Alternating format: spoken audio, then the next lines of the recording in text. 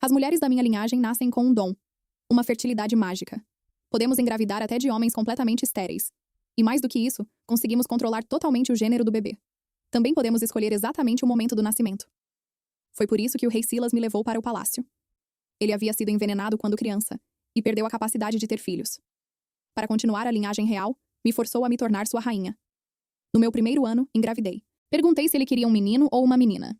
Ele acariciou minha barriga, sorrindo com uma ternura estranha, quase doentia. Disse que não importava, desde que fosse meu. Eu acreditei. E não interferi. Dei à luz uma menina. No exato segundo em que ela nasceu, Silas a jogou violentamente contra o chão de pedra. Depois, puxou uma adaga e cortou minha garganta. Disse que aquele não era o gênero que queria. Na minha segunda vida, garanti que fosse um menino. Ele olhou uma única vez. E o estrangulou com as próprias mãos. Depois mutilou meu corpo e me jogou em um poço, onde morri afogada. Na terceira vida, tentei algo diferente. O bebê nasceu com ambos os sexos. Silas nos atravessou em um espeto de ferro e nos assou vivos. Então eu renasci novamente, na quarta vida. Dessa vez não consegui mais suportar. Olhei para ele e perguntei diretamente: que gênero você quer, de verdade? Ele respondeu exatamente como antes. Disse que qualquer um serviria. Mas eu já sabia. Era mentira. Faltavam 2 dias para o parto. O palácio inteiro comentava que um bebê nascido exatamente às 8h45 da manhã teria um destino grandioso, abençoado pelos céus. Mas nenhum dos meus filhos havia sobrevivido sequer um instante. Foi então que descobri algo crucial. Minha criada, Helena, também havia renascido. Ela me contou que depois da minha morte, Silas matava todas as criadas próximas de mim. E revelou algo ainda mais perturbador. Ele sabia. Sabia que os filhos eram dele. Isso não fazia sentido. Se sabia, por que matá-los? Helena disse algo que parecia apenas um desabafo. Talvez ele não queira um filho humano. Aquilo ficou preso na minha mente. Porque eu lembrava de um antigo rumor. Diziam que a mãe de Silas não era humana, que no momento do parto, ela se transformou em uma criatura, e que ele nasceu como algo entre homem e besta. Decidi investigar. Fui até a antiga ama que o criou, uma velha gentil chamada Marta. Ela negou tudo. Disse que ele era humano. Que havia participado do parto. Que sua mãe morreu por hemorragia. E que o rumor do monstro foi apenas uma história inventada para proteger o menino dos abusos. Então ela me mostrou desenhos. Retratos de Silas quando criança. Quando cheguei ao último, o mais antigo, feito logo após seu nascimento, eu congelei. Os olhos. As pupilas não eram humanas. Naquele momento, tudo fez sentido. Silas não odiava seus filhos. Ele estava testando, tentando, esperando. Ele queria algo específico. Algo como ele. Chegou o dia do parto. Exatamente às 8h45 da manhã. Silas estava ao meu lado, ansioso, obcecado. O bebê nasceu. Eu olhei primeiro, e soube imediatamente. Pela primeira vez, eu tinha acertado. Os olhos da criança eram iguais aos dele. Silas se aproximou lentamente, se ajoelhou, e pela primeira vez, não houve violência. Mas eu não entreguei o bebê. Segurei com força. E disse que ele não tocaria na criança. O olhar dele mudou. Confusão, raiva, algo mais profundo. Eu disse que finalmente entendia. Ele não queria um filho comum. Queria alguém como ele. E agora que tinha conseguido, eu não deixaria que ele destruísse. Antes que ele pudesse reagir, usei meu dom. Segurei o nascimento. Congelei aquele momento entre a vida e o mundo. Disse que se ele tentasse pegar a criança, ela nunca nasceria. Pela primeira vez. Silas hesitou. Pela primeira vez, vi medo em seus olhos. Ele perguntou o que eu queria. E eu respondi sem pensar. Liberdade. Para mim.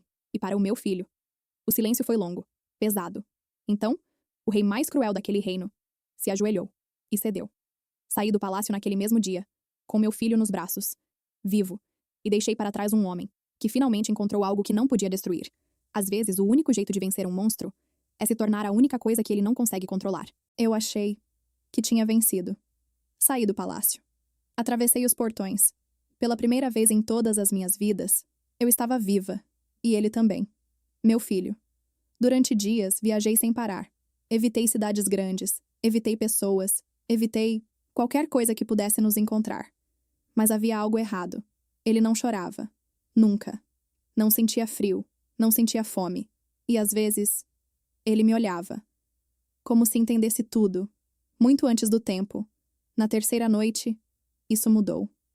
Eu acordei no meio da madrugada. Silêncio absoluto. Frio. Olhei para o lado. O berço estava vazio. Meu coração parou. Levantei em um pulo. Procurei por todo o quarto. Nada. Até ouvir um som. Atrás de mim. Lento. Arrastado. Virei devagar. E congelei. Ele estava de pé, no meio do quarto. O meu filho, que deveria ser um recém-nascido, estava andando. Os olhos brilhavam no escuro. As pupilas não eram humanas. Mamãe, a voz, não era de um bebê. Era clara, calma, antiga. Meu corpo inteiro travou, mas eu não corri. Eu já tinha passado por coisa pior. O que você é? Sussurrei. Ele inclinou a cabeça. Eu sou o que ele sempre procurou. Um arrepio subiu pela minha espinha. E você? Ele continuou. Foi a única que conseguiu me trazer. Silêncio. Tudo fez sentido. Silas não estava criando um herdeiro. Ele estava tentando trazer aquilo. E eu tinha conseguido. Dei um passo para trás. Você não é meu filho. Ele sorriu. Não? E então, deu um passo na minha direção. Você me escolheu. Você me formou. Você me deu forma. Meu coração começou a acelerar. Você me criou.